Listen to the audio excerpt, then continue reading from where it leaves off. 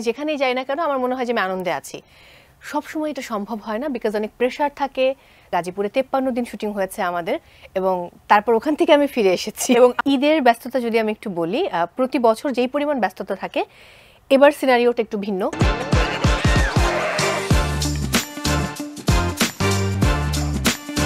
উপস্থাপিকাদের কিন্তু অ্যাকচুয়ালি ঈদের মধ্যে কাজটা বেশি থাকে বা ব্যস্ততাটা বেশি, কাজের মৌসুম আমরা বলি, রাইট। সো অন্য তারকারা বা অন্য আমাদের এই ইন্ডাস্ট্রিতেই যারা কাজ করছেন তারা দেখা যায় যে ঈদের আগে তাদের অনেক প্রেশার থাকে, তারা অনেক কাজ করেন, ঈদের সময়টা তারা আসলে রেস্ট করতে চান, কিন্তু আমাদের ক্ষেত্রে দেখা যায় সেটা পুরোটাই উল্টো। হ্যাঁ, সো এই ঈদে কি কি কাজ আছে, কি ব্যস্ততা? ঈদের ব্যস্ততা যদি আমি একটু বলি, প্রতি বছর যেই পরিমাণ ব্যস্ততা থাকে, এবার সিনারিওটা একটু ভিন্ন। কারণ আমি 22 ডিসেম্বর থেকে সেরা রাঁধুনি শুরু করেছি, সেরা রাঁধুনি সিজন 8, এবং এটা যেহেতু সিজন 8, প্রথমবারের মতো একজন উপস্থাপক পুরো সিজনটা করছে। আগে যেটা হতো যে অডিশন রাউন্ড করতেন একজন উপস্থাপক, কম্পারেটিভলি একজন জুনিয়র উপস্থাপক, আর স্টুডিও রাউন্ড করতেন একজন সিনিয়র উপস্থাপক। বাট এবার রাঁধুনি থেকে ওরা সিদ্ধান্ত নিয়েছিল, স্কয়ার গ্রুপ এবং সেরা রাঁধুনি থেকে, যে না, এবার তারা একজন প্রেজেন্টার দিয়ে, মানে দেশের বাইরে আমরা যেটা দেখি রিয়ালিটি শোগুলোতে, দেশের বাইরে কিন্তু বড় ধরনের যে কোনো রিয়ালিটি শোগুলো একজন উপস্থাপকই পুরোটা কন্টিনিউ করেন। তো সেটা যেটা হয়, যারা আসলে এখানে পারফর্মার একদম মানে বেজ থেকেই কিন্তু বা মূল থেকে এদের সাথে একটা কমিউনিকেশন হয়, একটা আন্ডারস্ট্যান্ডিং হয়, একটা সম্পর্ক তৈরি হয়। কারণ আমি কিন্তু সারা দেশে ঘুরেছি, ওখান থেকে আমরা অডিশনের মাধ্যমে পার্টিসিপেন্টদের তুলে নিয়ে এসেছি। জীবনের সব আয়োজন এখানে একসাথে। তো সেই জায়গা থেকে প্ল্যানিং ছিল সেরা রাঁধুনির এবার যে একজন প্রেজেন্টারই হোল সিজনটা করবে। তো আমাকে অনেকে বলেছে এটা একটা ভুল সিদ্ধান্ত নিলে কিনা, এতগুলো দিন লম্বা সময়, বাট আমি খুবই এনজয় করেছি। ডিসেম্বর থেকে শুরু হয়েছে, ডিসেম্বরের 22 থেকে শুরু হয়েছে, এবং তারপর জানুয়ারির 20 পর্যন্ত করলাম অডিশন।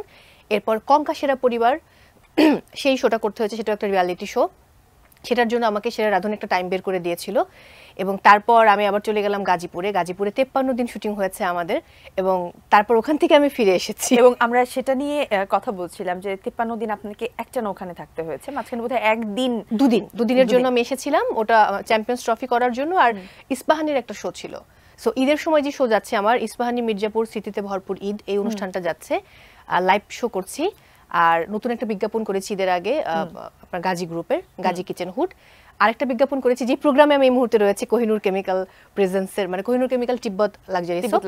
বাট কোহিনুর কেমিক্যালের খুব জনপ্রিয় একটি প্রোডাক্ট আছে, ফার্স্ট ওয়াশ, তো সেটার বিজ্ঞাপন করেছি আমি, সেটা খুব রিসেন্টলি আসবে, আমরা দেখতে পাবো স্ক্রিনে। সো এই হলো আমার ব্যস্ততা এবারের ঈদের। অনেক ব্যস্ততা, অনেক।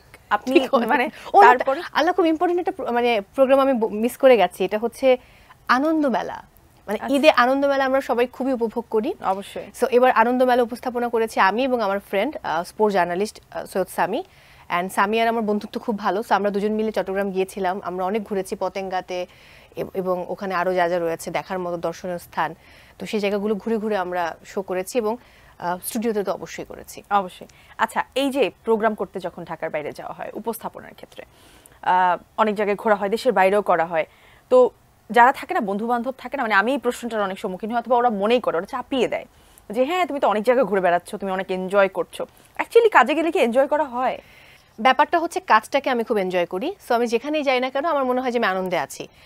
সবসময় এটা সম্ভব হয় না, বিকজ অনেক প্রেশার থাকে, চাপ, প্রিপারেশন থাকে, আমি কি করব, কিভাবে করব, কতজন অডিয়েন্স, এখানকার অডিয়েন্সের টোনটা বুঝতে হয় যে আমি কোন টোনে আগাবো, সো অনেক ব্যাপার থাকে। তবে আমার কাছে মনে হয় যে আপনি আমার সাথে একমত হবেন, আমরা যারা উপস্থাপক আমরা প্রত্যেকটা মোমেন্ট কিন্তু এনজয় করি, রাইট। তা না হলে কাজটা আসলে সুন্দরভাবে হয় না, একদমই করা সম্ভব হয় না।